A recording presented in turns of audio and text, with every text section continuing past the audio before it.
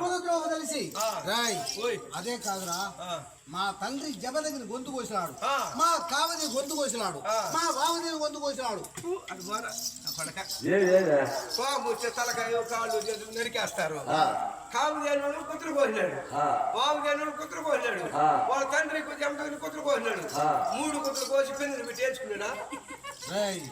గొంతు కోసినాడు. గొంతు కుతురు కోసినాడంటే అదే కాదు.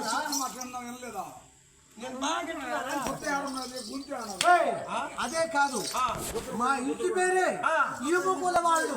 సామాను తెల్లారితే వచ్చినామంటే ఒక్కొక్క మనిషికి ఎంత ఉంటుంది. ఎవరా ఎందుకులా ఎవరి కోసం వస్తారు, బాగా వేసుకుంటారు, ఇంటికాడ ఎట్టుకొస్తారు మగవాళ్ళు. ఈ ఆడవాళ్ళు కొంచెం చూడండి బాగా గొడవ పెడతారు. అట్లా పొంగు రావడం భయం. ఒక మనిషిని ఎత్తుకుంటారు. ఈ చేతి